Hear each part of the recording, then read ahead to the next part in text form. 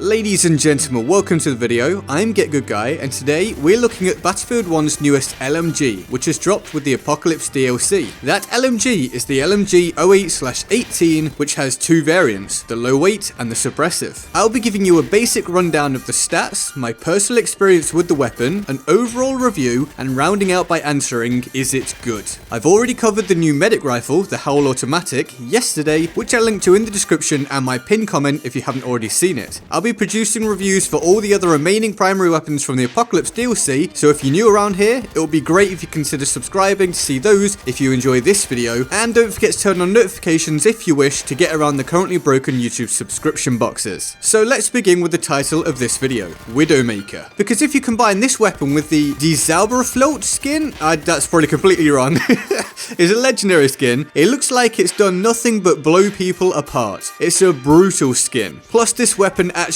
drops bodies. But let's get to matters of in-game importance. As I said in my review of the Howl, I usually flesh out my statements in these reviews with the specific numbers that Synthic.com provides, but they don't appear to have added the new weapons at the time of this video being made. So I'll be using the basic stats that we can find in Battlefield 1 itself, and we'll just hope that DICE have it all correct this time. So the 08/18 has the standard damage model that most LMGs have, only bettered by the shell shot. It has a rate of fire of 600 rounds per minute, which is the same as the BAR, but don't start off by thinking it's anything like that weapon because it really isn't. The 08/18 has 100 rounds per reload for the low weight variant and 200 rounds for the suppressive variant. So this rate of fire plus that large ammo capacity actually makes it feel like a more controllable Parabellum, at least by a little bit, although it's still just kick. The Parabellum has a rate of fire of 700 rounds per minute, so 100 higher than the 08/18, and lower control and accuracy stats. The 08/18 has the same damage drop-off figures as the Parabellum as well, something it also shares with the MG15, so the effective range of this weapon from a damage perspective will feel quite familiar to many players. Obviously without Synthic I can't see the spread numbers and such like, but to me it feels like the 08/18 can more reliably land damage at mid to long range than the Parabellum can. Plus it also feels like the 08/18 is very good at burst firing, more so than any other LMG I've used previously. This is especially apparent with the suppressive variant. If you're able to get into a mid-range position such as this on screen now, get your bipod down and have a view of onrushing enemies, then burst firing makes genuinely easy work of them. One enemy goes down after another, and the Widowmaker moniker I've assigned to the 08/18 really starts to ring true. Overall, the 08/18, especially the low weight variant, feels like you've taken a Parabellum, given it a bit of a slower time to kill in order to increase its control and accuracy. This means that the 08/18, much like the Parabellum, has pretty good hip fire, and the bipod has the obvious effect of steadying it to a huge degree, as you've seen in some of the clips in this video. But also obviously there has to be a prominent negative aspect in order to balance out the positives, and this comes in the form of a super long reload depending on how much ammo you've expended. Here's an example on screen of how long it can take, and this really does halt your progress. It also has a somewhat disappointing overheat mechanic that kicks in after I believe 35 consecutive rounds. It's alright, but some LMGs have far longer ones. But these two negatives do leave the weapon in a pretty good spot where strengths versus weaknesses are concerned. My extra little tip for this video is that some of you may prefer the AA sights on the low weight variant. I put them on almost every LMG possible now, so it may be worth you playing around with both them and the iron sights to see which you prefer. And on the suppressive I use a reasonably low magnification to make close quarters combat still viable. What you've seen in this video is the 2.5 times magnification scope. And just a final little thing before I sum this all up, just like the Howl factory yesterday, I feel like I get ghost bullets sometimes with the low weight variant of the 08/18. Here's an example on screen for you. It happens every now and again, so I'd love your feedback as to whether you feel the same way or if this is just some bad lag after the patch. So, is the LMG 08/18 good?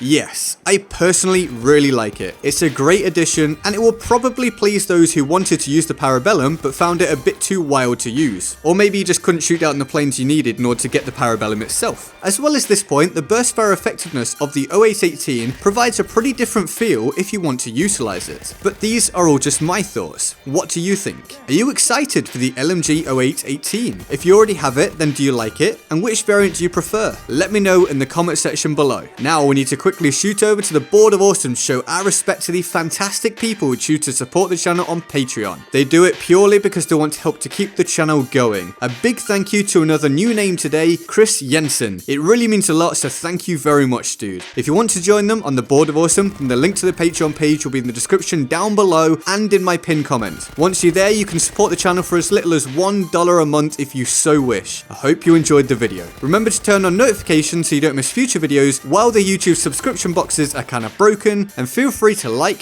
favorite, and subscribe. I'm GetGoodGuy, and I'll see you next time. Laters.